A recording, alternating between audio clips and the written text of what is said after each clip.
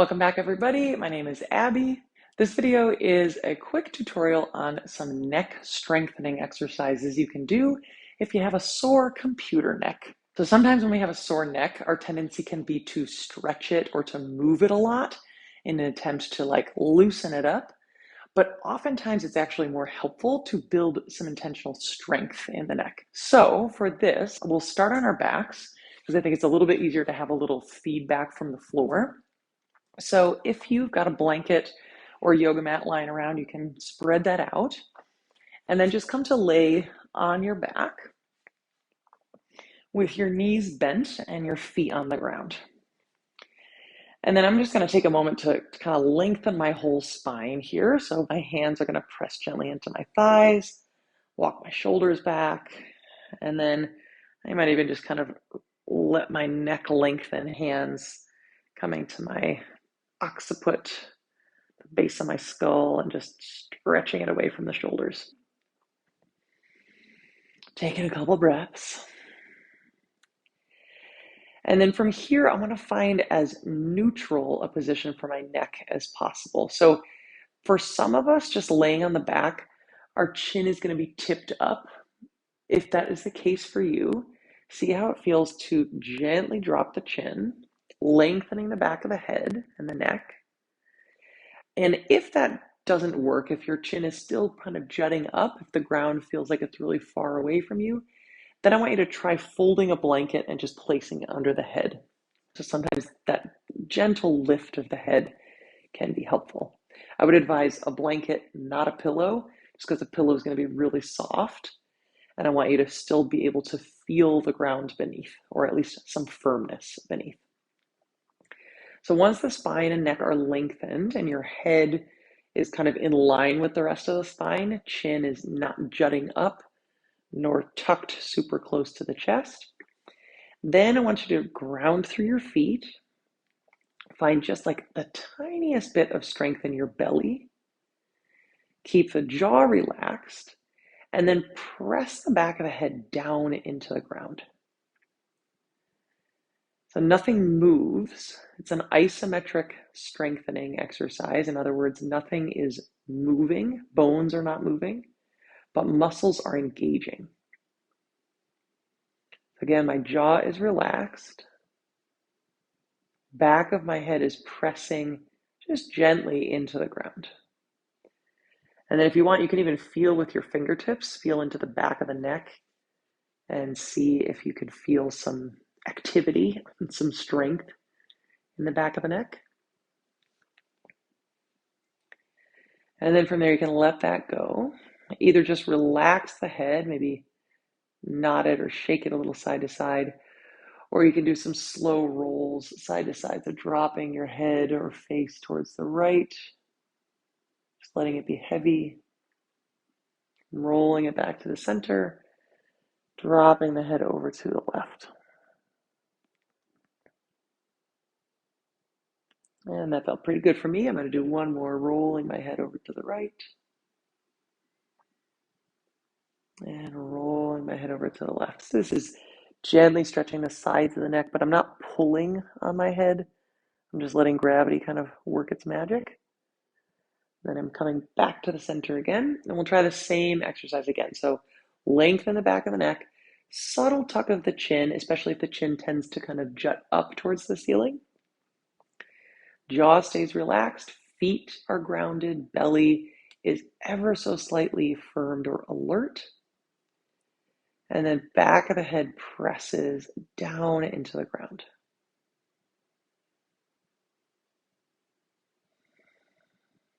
And if you want to check in with your fingertips, you can just press into the back of the neck and notice if those muscles are slightly firmed.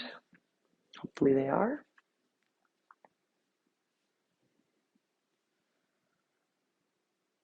And then release that.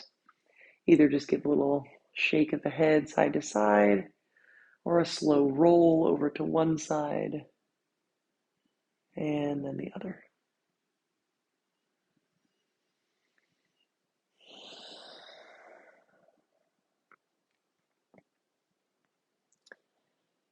And And that's it. That's all we're going to do on our back is just that pressing down to the back of the head, strengthening the back of the neck. Now we'll come up to a seat. We'll do a variation of that with a little bit of resistance with our hands. And if sitting is not comfortable, you can also do this standing. It doesn't really matter. I just want you to have a nice tall spine and elongated neck. So seated or standing, take a moment, lengthen up through the spine and the crown of the head. And then notice if your chin is kind of lifted up or dipped down. Try to find a pretty neutral spot. And then take the hands behind the back of the head, press the hands into the head, and at the same time, press the head back into the hands. So again, this is isometric strength. In other words, I'm not moving any bones, but I'm engaging the muscles. Focusing on back of the neck strength, again, as I press my head into my hands into my head. Similar to what we just did on the ground, except instead of the floor, it's my hands. And then release that. And we'll do the same thing, but opposite. So bringing my hands to my forehead, I'll take heels of hands to forehead, press the hands into the head and press the head into the hands. So now I'm strengthening more into the front side of my neck and throat.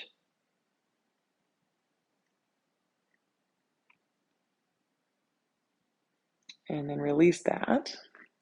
Now I'm going to take my left hand to the left side of my head, press my head into my hand and press my hand into my head, strengthening now the left side of my neck. And then releasing that, coming right into the other side, right hand meets right side of the head. Hand and head press into and resist each other. It's more comfortable for me, just as a side note, to not have my heel of my hand on my temple, just kind of behind and just above the temple. And then release that. We'll come back to hands to the back of the head, pressing hands and head into each other. Back of neck strengthens. And then coming around to the front, heels of the hands to forehead, pressing head and hands into each other. Again, my neck is not moving, but my muscles are engaging. And then again, left hand to left side of head, pressing and resisting each other. And then right hand to right side of head, pressing and resisting.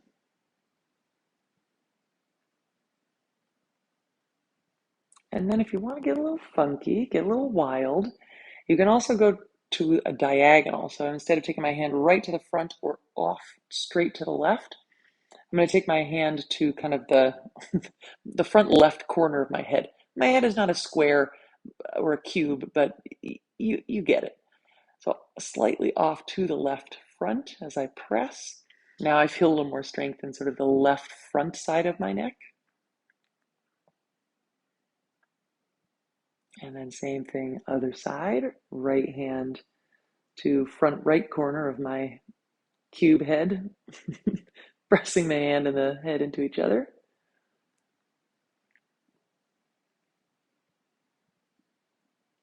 And you could even try the same thing to the back. So maybe back right corner of the head, heel of hand presses, head resists. And then left hand to left back corner, press and resist.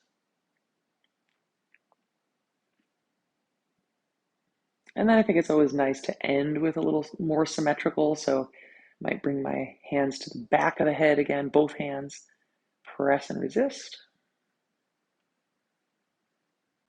And then back to the front, press and resist.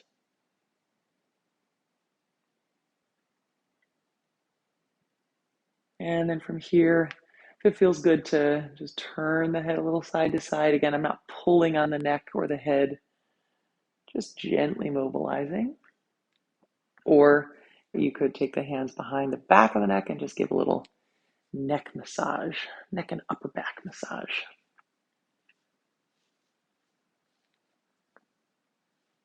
So you can try this whenever your neck is feeling a little stiff, maybe not super flared up, but when it's getting a little grumpy from being in that computer or phone position for too long, bringing some strength kind of consistently to the neck can help to mitigate all of that neck pain that comes from holding our head and neck in one spot all the time. So I hope you found this helpful, and I look forward to seeing you and your strong necks back again soon.